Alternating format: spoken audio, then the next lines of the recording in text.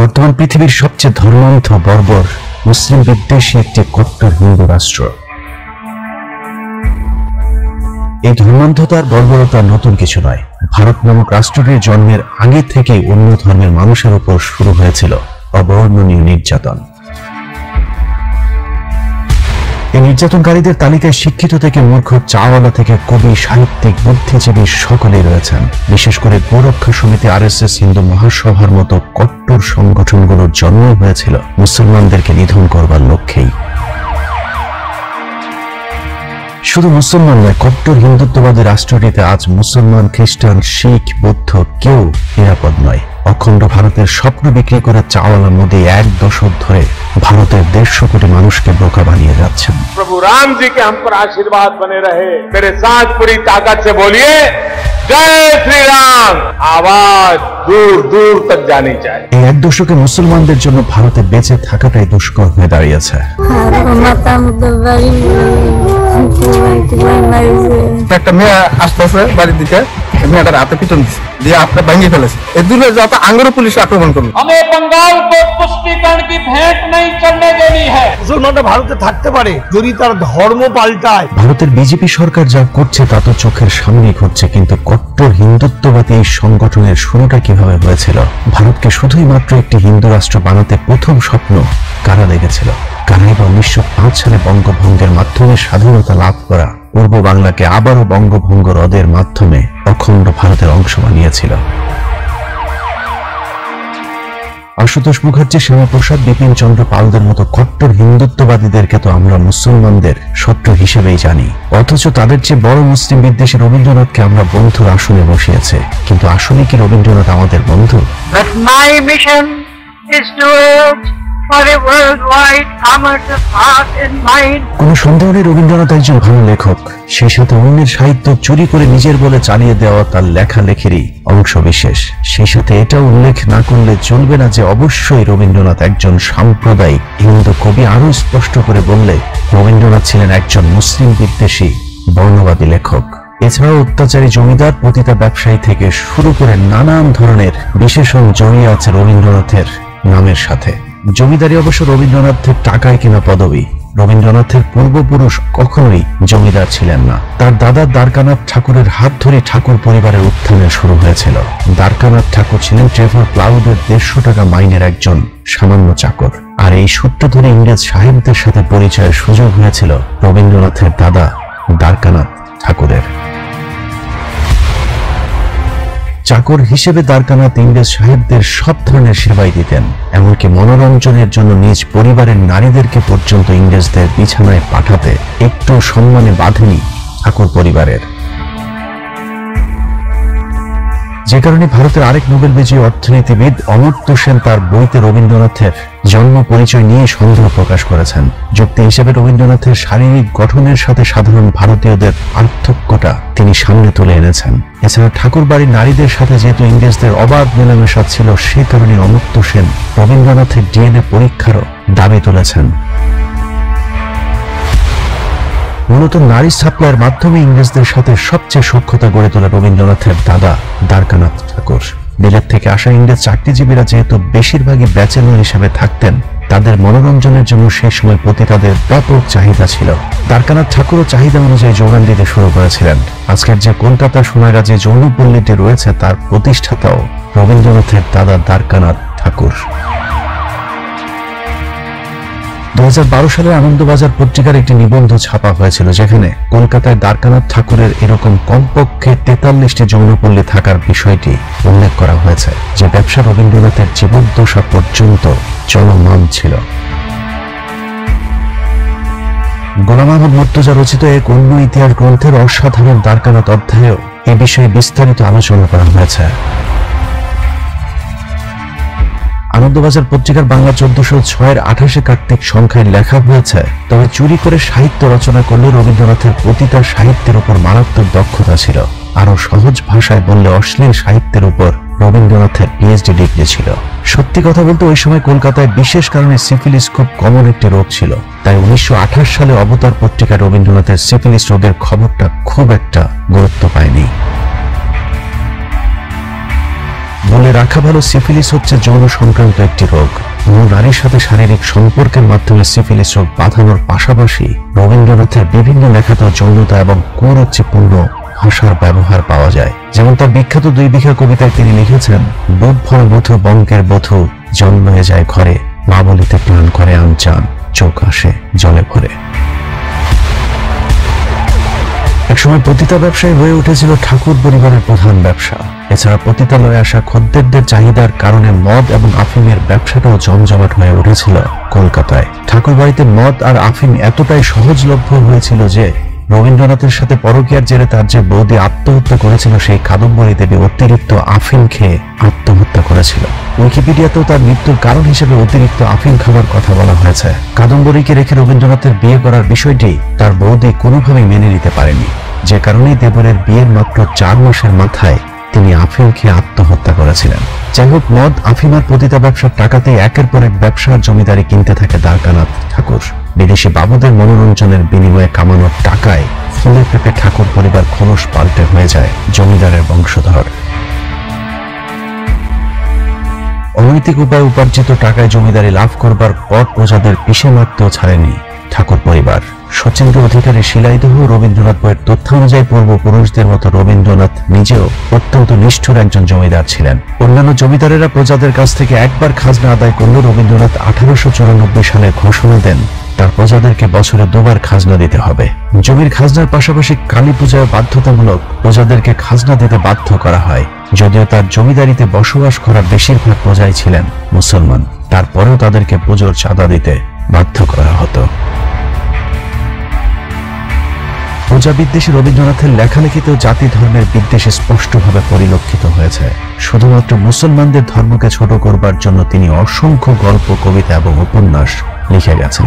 রবীন্দ্রনাথের সমস্যা পুরানো কাবুলিওয়ালা গল্পে মুসলমানদের জারজ, চোর, খুনি হিসেবে উপস্থাপন করা হয়েছে।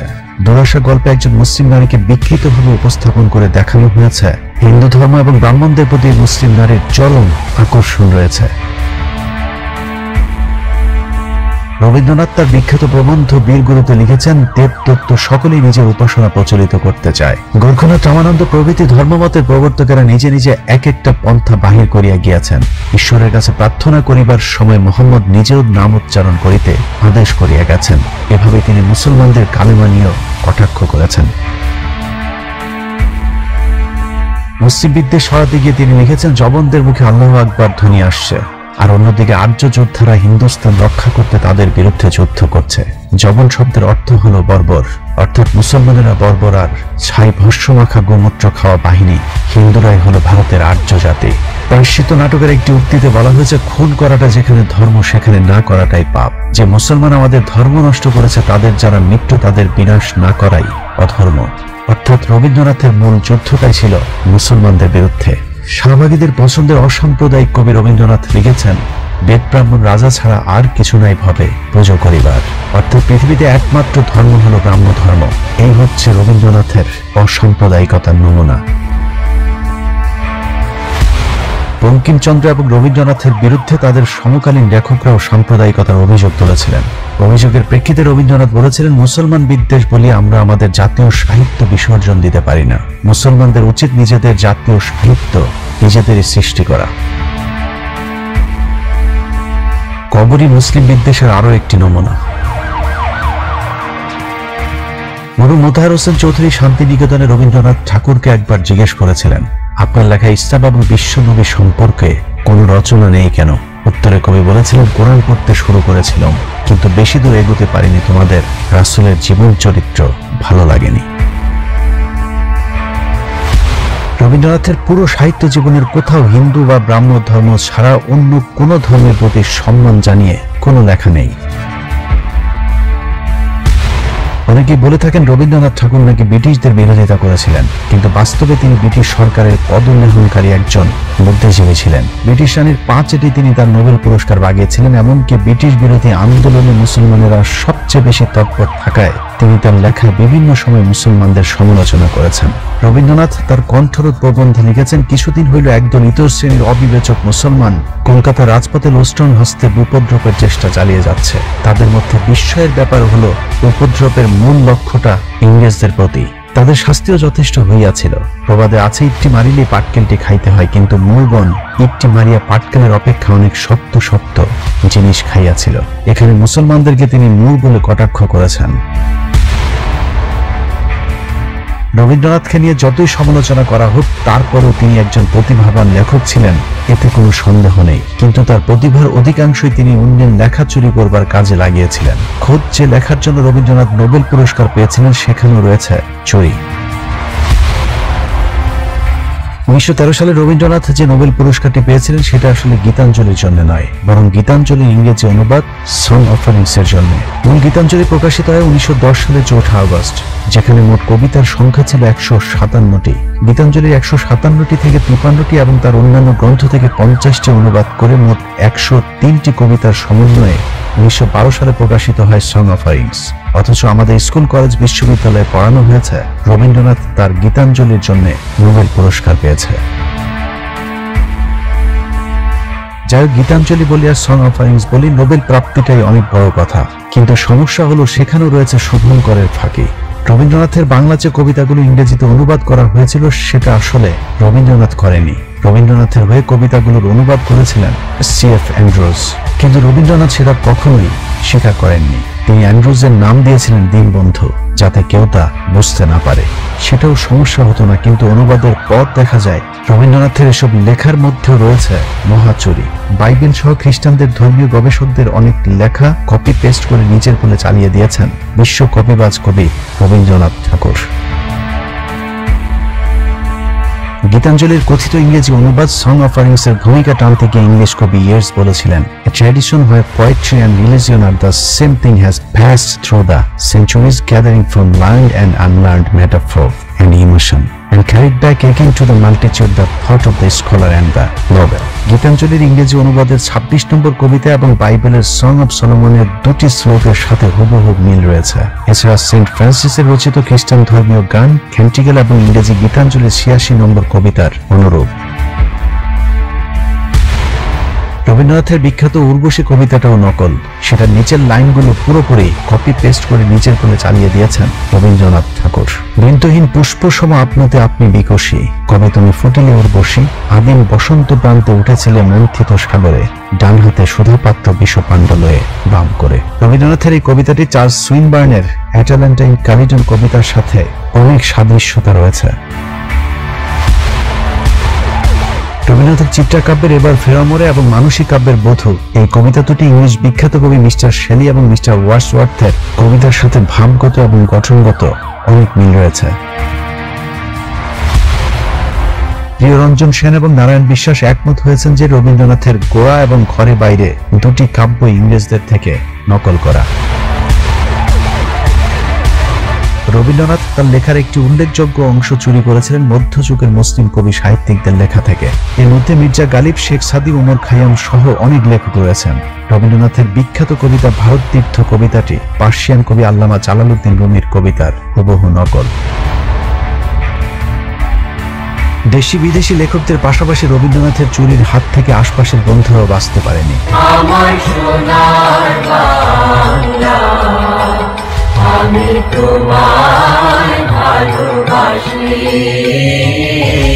বাংলাদেশের জাতীয় সঙ্গীত আমার সোনার বাংলা গানের সুর রবীন্দ্রনাথ চুরি করেছিলেন তার বন্ধু গগন হরকরার আমি কোথায় পাবো তারে গান থেকে। আমি কোথায় পাবো তারে, আমার মনের মানুষ যে রে। গগন হরকরের আসল নাম ছিল গগন চন্দ্র দাস। পেশায় একজন ডাক বাহক হলেও তিনি একই সাথে গীতিকার, সুরকার এবং লোকসঙ্গীত শিল্পীও ছিলেন। শিলাইদহে রবীন্দ্রনাথের সাথে একসাথে সঙ্গীত চর্চা করতেন গগন হরকরা। অথচ তার কাছ থেকে রবীন্দ্রনাথ যে তোমায় ছাড়ে ছাড়ুক ও আমার সোনার বাংলা গান দুটির সুর চুরি করেন। যে তোমায় ছাড়ে ছাড়ে আমি তোমায় ছাড়বো না। গগন হরকরার সুর করা আসল গান দুটি হলো মন অসার মায়ায় ভুলে রবে এবং আমি কোথায় পাবো তারে।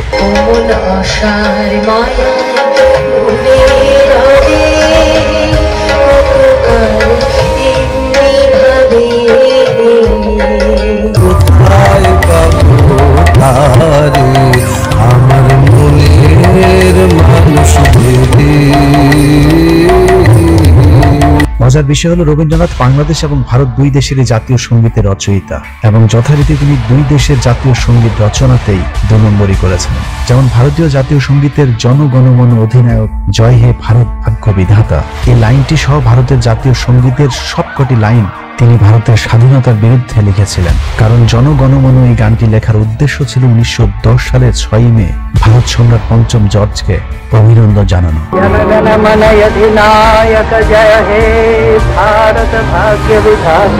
এখানে অধিনায়ক এবং ভাগ্য বিধাতা বলতে তিনি জর্জ ফ্রেডরিক আলবার্টকে সম্বোধন করেছেন।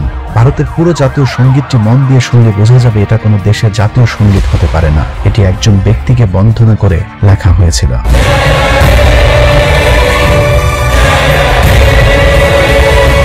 জাতীয় সঙ্গীতের মাঝের অংশে রবীন্দ্রনাথ লিখেছেন অহরহ তব আহ্বান প্রচারিত, শুনি তব উদারবাণী হিন্দু বৌদ্ধ শিখ জৈন পার্শ্বিক মুসলমান খ্রিস্টানি, পূর্ব পশ্চিম আসে তব সিংহাসন পাশে। হিন্দু মুসলমান খ্রিস্টান সবাইকে পঞ্চম জর্জের সিংহাসনের পাশে দাঁড় করিয়ে রবীন্দ্রনাথ তার ফায়দাটা ঠিকই লোপেনি। মূলত এই গানে পঞ্চম জর্জকে ভারতের ভাগ্য বিধাতা উপাধি দেওয়ার মাধ্যমেই 3 বছরের মাথায় রবীন্দ্রনাথ প্রথম নন ইউরোপিয়ান হিসেবে নোবেল পুরস্কারে ভূষিত হন।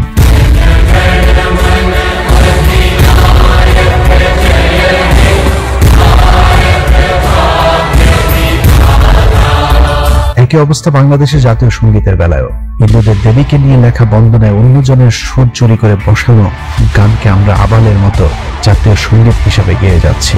আমার সোনার বাংলা, আমি তোমায় ভালোবাসি। তার এসব নকলবাজি আর চুরি যেন কেউ বুঝতে না পারে সেজন্য তিনি মানুষকে শিক্ষা অর্জনে নানা প্রতিবন্ধকতা সৃষ্টি করে রাখতেন। অব্রাহ্মণ বিশেষ করে পূর্ব বাংলার মুসলমানদের প্রতি রবীন্দ্রনাথ আজন্ম এক চোখা ছিলেন। মুসলমানরা যদি লেখাপড়া শেখে তাহলে কায়েদবনের মর্যাদা থাকে না। ঢাকা বিশ্ববিদ্যালয় প্রতিষ্ঠায় যেসব উচ্চবর্ণের হিন্দুরা বিরোধিতা করেছিলেন তাদের মধ্যে অন্যতম রবীন্দ্রনাথ ঠাকুর। অন্যদের মাঝে কলকাতা বিশ্ববিদ্যালয়ের ভাইস চ্যান্সেলর আশুতোষ মুখার্জি, তার পুত্র শ্যামাপ্রসাদ মুখার্জি, বিপিন চন্দ্র পাল, সুরেন্দ্রনাথ ব্যানার্জি, পেয়ারী মোহন মুখোপাধ্যায়, সুরেন্দ্রনাথ সমাজপতি এবং অম্বিকাচরণ মজুমদার, এরা সকলেই ছিলেন দুই বাংলার তথা ভারতের তৎকালীন সময়ের শীর্ষস্থানীয় বুদ্ধিজীবী এবং রবীন্দ্রনাথের অত্যন্ত ঘনিষ্ঠজন। সেই সাথে এরাই বিজেপির মাদার সংগঠন হিন্দু মহাসভার প্রতিষ্ঠাতা কিংবা কট্টর সমর্থক, যে কারণে মোদী সরকার এখন রবীন্দ্রনাথের ইমেজ রক্ষায় মাঠে নেমেছে। তাদের ইশারাতে বাংলাদেশে কম পয়সার অনেক বুদ্ধিজীবী ইদানিং রবীন্দ্রনাথকে বাংলাদেশ প্রেমী বানানোর নানান চেষ্টা করে যাচ্ছে। আমরা অনেক তথ্য পেয়েছি যে তথ্যের মধ্যে রবীন্দ্রনাথ এবং ঢাকা বিশ্ববিদ্যালয়ের বন্ধন অনেক সুদৃঢ় হয়েছিল। তাদের দাবি রবীন্দ্রনাথ নাকি ঢাকা বিশ্ববিদ্যালয় প্রতিষ্ঠায় কোনো বিরোধিতাই করেননি, অথচ তার সমসাময়িক সময়ের বুদ্ধিজীবীরা রবীন্দ্রনাথকে ঢাকা বিশ্ববিদ্যালয় প্রতিষ্ঠার কট্টর বিরোধী হিসাবে অভিযুক্ত করেছেন। ডক্টর নীরোদপরণ হাজরা লিখেছেন 1912 খ্রিস্টাব্দের 28শে মার্চ কলকাতার গয়ের মাঠে এক বিরাট সমাবেশ করা হয়। তখন কবির বয়স ছিল 51 বছর। ঠিক তার 2 দিন পূর্বে আরেকটি গুরুত্বপূর্ণ মিটিং হয়েছিল। সেখানে চূড়ান্ত সিদ্ধান্ত নেওয়া হয়েছিল যে ঢাকায় ইউনিভার্সিটি হতে দেওয়া যাবে না। ওই গুরুত্বপূর্ণ সভায় সব হিন্দু নেতারা উপস্থিত ছিল। নতুন রাজ্য পুনর্গঠনে ঢাকা বিশ্ববিদ্যালয়ের প্রয়োজন কিনা বা শিক্ষা বিষয়ে করণীয় কি আলোচনার জন্য একটি জনপ্রতিনিধিদের নিয়ে কলকাতার টাউন হলে ওই সভাটি হয়েছিল, যার সভাপতিত্ব করেছিলেন রবীন্দ্রনাথ ঠাকুর। একই অভিযোগ করেছেন নীরদ চন্দ্র চৌধুরী। তিনি লিখেছেন 1912 সালে 28শে মার্চ কলকাতার গড়ের মাঠে ঢাকা বিশ্ববিদ্যালয়ের প্রতিষ্ঠার বিরুদ্ধে হিন্দুরা যে প্রতিবাদ সভা করেছিল সেখানে স্বয়ং রবীন্দ্রনাথ ঠাকুর নিজে সভাপতিত্ব করেছিল। ডক্টর রমেশ চন্দ্র মজুমদার লিখেছেন কলকাতা বিশ্ববিদ্যালয়ের ভিসি আশুতোষ মুখার্জির নেতৃত্বে ভাইসরয় লর্ড হার্ডিঞ্জকে 18 বার স্মারকলিপি দিয়ে চাপ সৃষ্টি করা হয়েছিল যেন ঢাকা বিশ্ববিদ্যালয় প্রতিষ্ঠা করা না হয়। বিদ্রোহ করে হিন্দু নেতারা ঢাকা বিশ্ববিদ্যালয়কে বলতেন মক্কা বিশ্ববিদ্যালয়। ভারতের আরেক ইতিহাসবিদ শ্রী সুকীর্তি রঞ্জন বিশ্বাস রবীন্দ্রনাথকে ঢাকা বিশ্ববিদ্যালয়ের ঘোর বিরোধী হিসেবে উল্লেখ করেছেন। দলের মাঝে সেই মিটিং এর থেকে অনেক বড় ডায়াস হলো, তার সভাপতি হলেন বিশ্বকবি রবীন্দ্রনাথ ঠাকুর।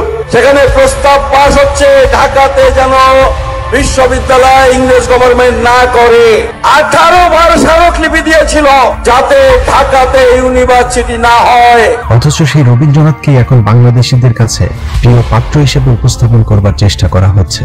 তার লেখা গল্প প্রবন্ধ আমাদের সেই বিশ্ববিদ্যালয়ে পড়ানো হচ্ছে যিনি আজীবন সেই বিশ্ববিদ্যালয়টি প্রতিষ্ঠার বিরোধিতা করে গিয়েছিলেন। ক্ষণিকের গান গাড়ে আজি প্রাণ, ক্ষণিক দিনের আলোকে। অন্যদিকে 1921 সালে ঢাকা বিশ্ববিদ্যালয় প্রতিষ্ঠিত হয়, অথচ তারও 6 বছর আগে 1915 সালে মৃত্যুর আগেই যিনি ঢাকা বিশ্ববিদ্যালয়ের জন্য কয়েকশো বিঘা জমি দান করে গিয়েছিলেন সেই নবাব স্যার সলিমুল্লাহকে আমরা ভুলে যেতে বসেছি।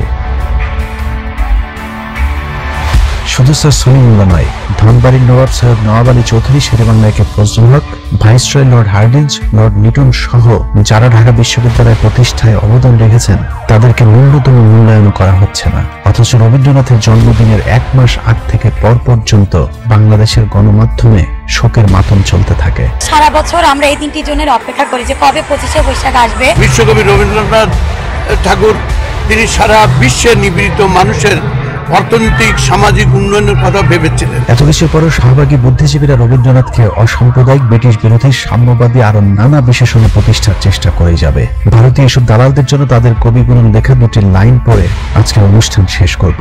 পূর্ব বাংলার 7 কোটি বাঙালিকে উদ্দেশ্য করে রবীন্দ্রনাথ লিখেছিলেন, 7 কোটি সন্তানের হে মুগ্ধ জননী, ডেকেছ বাঙালি করে মানুষ করনি। আল্লাহ হাফেজ।